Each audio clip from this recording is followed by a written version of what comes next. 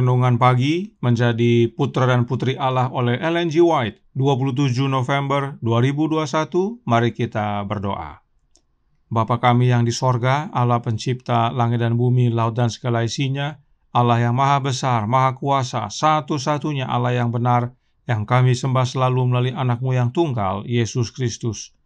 Terpujilah Yesus, anak Allah yang maha tinggi, yang adalah pencipta dan penyempurna iman kami. Pada pagi hari ini kami bersyukur boleh bangun dan berbakti, dan sebagaimana membaca dan mendengarkan nasihat firman-Mu, kiranya Roh-Mu menuntun kami ya Yesus, agar kami dituntun ke dalam seluruh kebenaran, hidup kami diubahkan. Beserta kami sepanjang perbaktian ini, kehendak-Mu yang jadi, ampun kami akan dosa dan salah, karena kami berdoa hanya dalam nama anak Allah yang tunggal, Yesus Kristus, yang adalah Tuhan dan Juru Selamat kami. Amin. Renungan hari ini akan dibacakan oleh Oma Yeni Tikonowo. Silahkan, Oma Yeni. Selamat pagi dan selamat hari Sabat. Renungan kita pada hari ini, tanggal 27 November 2021, berjudul Pandanglah Kristus, Meleburlah dengan Gambarnya. Ayatnya terdapat dalam Yohanes 1 ayat 14. Firman itu telah menjadi manusia dan diam di antara kita, dan kita telah melihat kemuliaannya, yaitu kemuliaan yang diberikan kepadanya sebagai anak tunggal Bapa, penuh kasih karunia dan kebenaran. Kekuatan bangsa dan seseorang tidak ditemukan dalam peluang dan fasilitas yang tampaknya membuat mereka tak terkalahkan. Itu tidak ditemukan dalam kebesaran kebanggaan mereka. Yang dapat membuat mereka hebat atau kuat adalah kekuatan Tuhan. Mereka sendiri dengan sikap mereka terhadap tujuannya menentukan nasib mereka sendiri. Sejarah manusia menceritakan pencapaian manusia, kemenangannya dalam pertempuran, keberhasilannya dalam mencapai kebesaran duniawi. Sejarah alam menggambarkan bagaimana manusia dilihat surga. Dalam catatan-catatan ilahi, semua kelayakannya terlihat dalam kepatuhannya terhadap tuntutan Allah. Abad memiliki misi sendiri. Setiap saat memiliki pekerjaannya sendiri. Semua itu melewati keabadian dengan beban sendiri. Tuhan masih berurusan dengan kerajaan duniawi. Dia ada di kota-kota besar. Matanya melihat, kelopak matanya menguji tindak tanduk anak-anak manusia. Kita tidak boleh mengatakan Tuhan yang dulu, tetapi Tuhan yang sekarang. Dia memperhatikan jatuhnya burung pipit, daun yang jatuh dari pohon, dan raja yang diturunkan dari takhta. Semua berada di bawah kendali yang tak terbatas. Semuanya berubah. Kota-kota dan bangsa-bangsa diukur dengan pengukur yang ada di tangan Tuhan. Dia tidak pernah membuat kesalahan.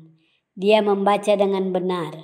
Segala sesuatu yang duniawi tidak pasti, tetapi kebenaran ada selamanya. Di mata dunia, mereka yang melayani Tuhan mungkin tampak lemah. Mereka mungkin tenggelam di bawah ombak, tetapi di ombak berikutnya mereka terlihat semakin dekat ke surga. Aku memberikan kepada mereka hidup yang kekal, firman Tuhan kita, dan tidak seorang pun akan dapat mengambil mereka dari tanganku. Meskipun raja-raja akan dilemparkan dan bangsa-bangsa disingkirkan, jiwa-jiwa yang melalui iman menghubungkan diri mereka dengan tujuan Allah akan ada selamanya. Tetaplah memandang pada Yesus, dan dengan melihat Anda akan melebur dengan gambarnya. Terima kasih. Terima kasih atas penata layanan Oma Yeni. Tuhan Yesus memberkati. Selamat pagi saudaraku dalam Tuhan, selamat Sabat.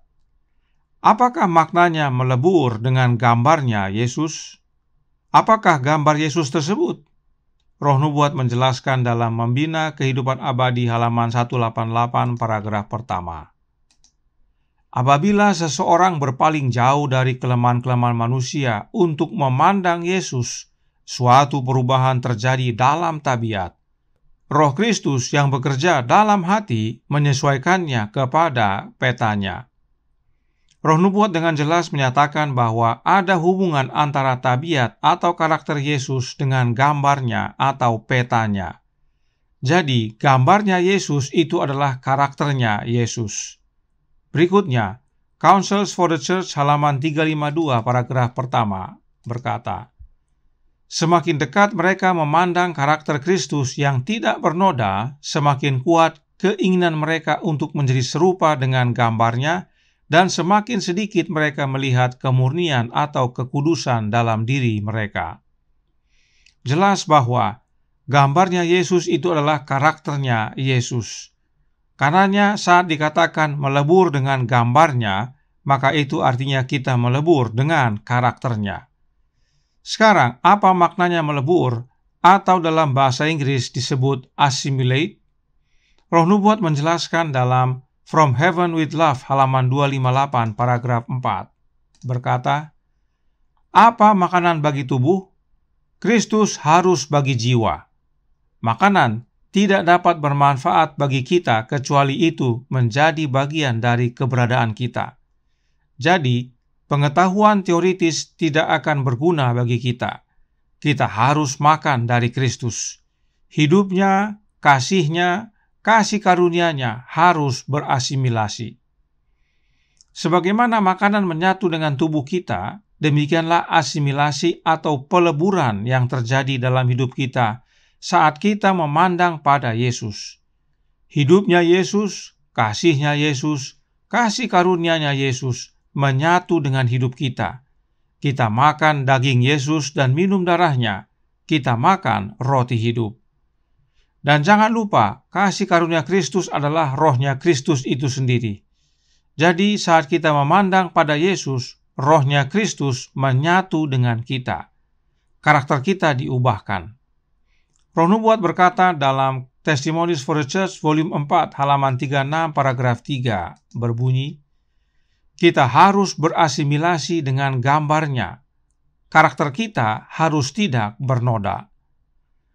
Karakter Yesus tidak bernoda, dan karakter Yesus tersebut dapat menjadi bagian kita, asal kita selalu memandang kepada Dia dan berasimilasi dengan hidupnya. Nah, apakah manfaat dari menyatu dengan gambar Yesus ini? Principles for Christian Leaders halaman 306 paragraf 2 berkata, kasih karunia-Nya yang mengubahkan hati manusia akan membawa kepada kesatuan yang belum terwujud, karena semua yang berasimilasi dengan Kristus akan harmonis satu sama lain. Kasih karunia Kristus yang mengubahkan itu adalah rohnya Kristus itu sendiri, dan oleh rohnya Kristus tersebut, kita berasimilasi atau menyatu dengan Yesus. Dan bila kita semua telah menyatu dengan Yesus, maka kita akan bersatu satu sama lain. Singkatnya, Kristuslah yang menyatukan kita. Dan yang terutama, saat kita memandang kepada Yesus, kita diubahkan menjadi serupa dengan karakternya. Kita menyatu dengan hidupnya, maka itulah jaminan hidup yang kekal. Roh nubuat berkata dalam The Review and Herald Juni 11 tahun 1889 paragraf 8 berbunyi, kita harus mencapai kesempurnaan karakter atau kita tidak akan mewarisi kerajaan sorga. Karenanya penting sekali karakter Yesus ini, itulah jaminan bagi kita.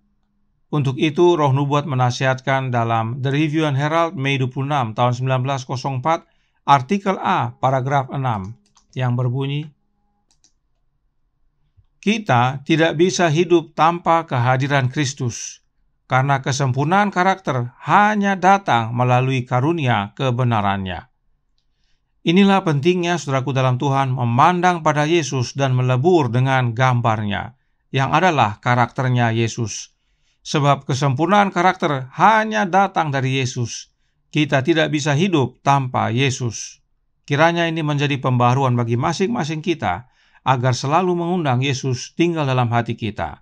Tuhan memberkati, saya bawa dalam nama Yesus. Amin. Mari kita berdoa. Bapa kami yang di sorga, Allah pencipta langit dan bumi, laut dan segala isinya, Allah yang maha besar, maha kuasa, sumber segalanya, yang kami sembah selalu melalui anak-Mu yang tunggal, Yesus Kristus. Terima kasih atas nasihat singkat, padat, dan jelas pada pagi hari ini, bahwa kami harus melebur dengan gambar Yesus, yang adalah karakternya, agar hidup kami dipersiapkan untuk mewarisi kehidupan yang kekal. Oleh karena itu, curahkan roh anak-Mu ya Bapa, tinggallah dalam hati kami ya Yesus, kuasai hidup kami ini, ubahkan kami agar menjadi serupa dengan Engkau dalam karakter. Berserta kami sepanjang hari ini, kehendak-Mu yang jadi, ampun kami ya Bapa, karena kami berdoa hanya melalui anak-Mu yang tunggal, Yesus Kristus, yang adalah Tuhan dan Juru Selamat kami. Amin.